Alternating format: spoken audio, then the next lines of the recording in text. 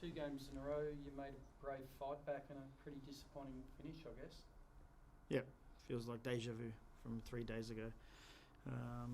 So yeah, difficult start, very good fight back, and probably game decided by a decision by the referee.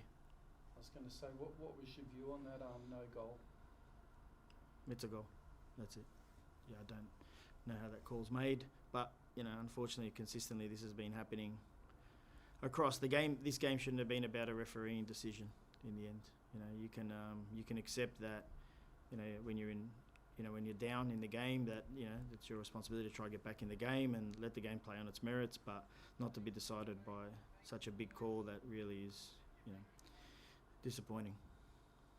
I know it's all hypothetical, but if that goal had stood, do you think you had the momentum, you might have gone on and won the game? Oh, I don't know, to be honest, Rob, because at the end, it's 2 teams having a real go at each other, but I think the momentum's with us in the second half, the momentum's with them in the first half. I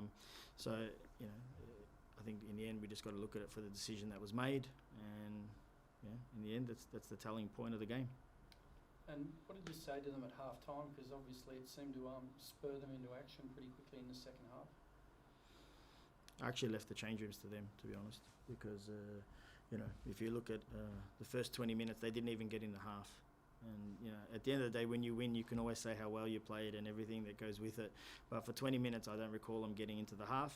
And the first time they get in behind us is a mix-up between Taylor and Jack, and there's a goal. And then not long after, it's a set piece.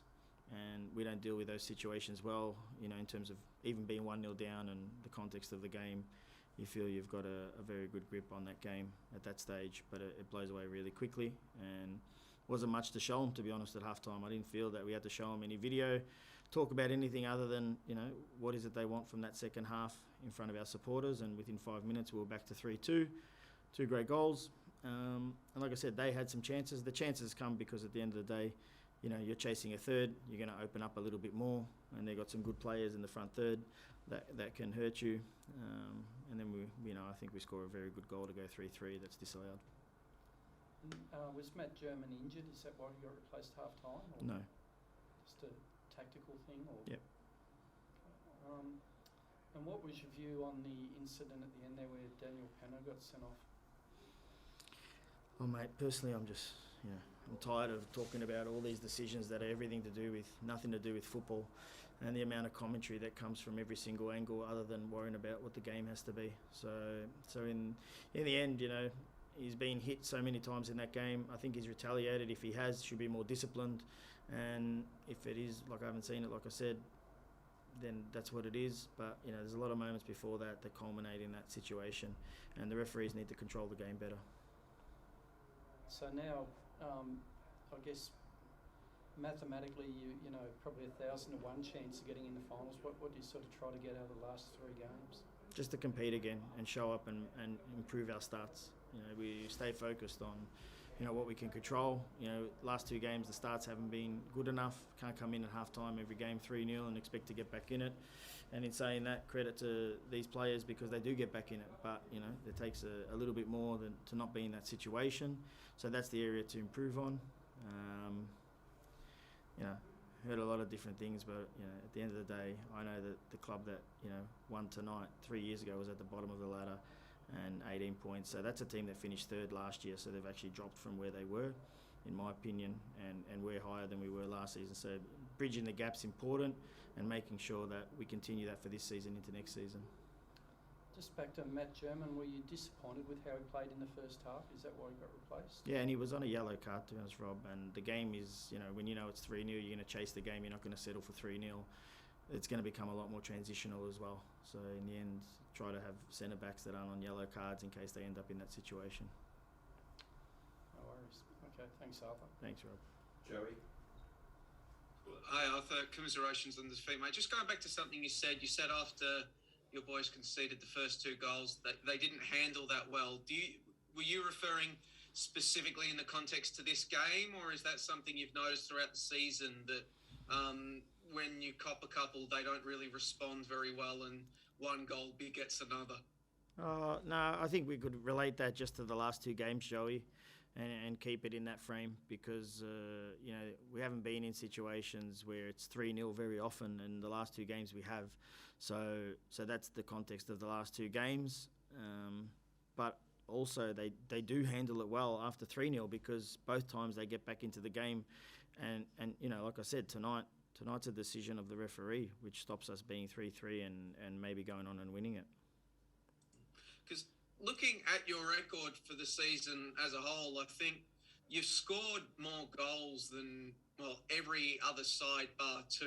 You've got a positive goal difference, but you still find yourself 9th on the table and on the outside looking in.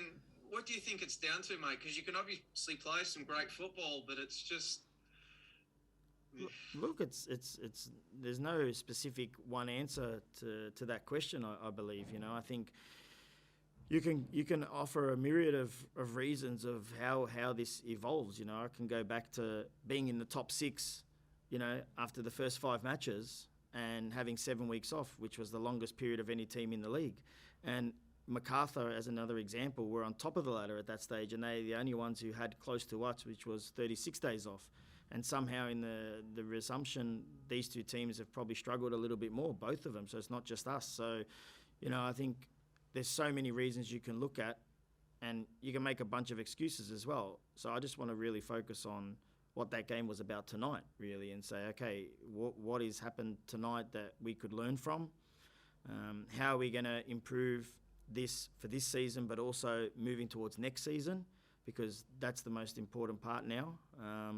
And that's where it lays as of today. And looking ahead, you've got 3 games remaining. Last day of the season, you'll have the Mariners in Gosford. Does that become a bit of a carrot for your side after the disappointment of tonight? I mean, if you win that game, potentially you knock the Mariners out the finals. Is that something the boys can look forward to? That's a possibility, but I think the most important thing is the next game, which is Macarthur, and that's the one I want to think about, put all attention into. And then we know we've got 3 games in the last, those 3 games are in the last week of the season as well. So, you got to see how you handle the first one, the second one, before you get to the third, and you're thinking about that. So congratulations to them for tonight, like I said. And in the end, we got to pick ourselves up and get ready for Macarthur. And just any injury concerns or any players you expect back for the next game? Oh, look, probably Ollie will be back in the picture, but I don't see any injury concerns thus far. Cool. Cheers, mate. Thanks, Joey.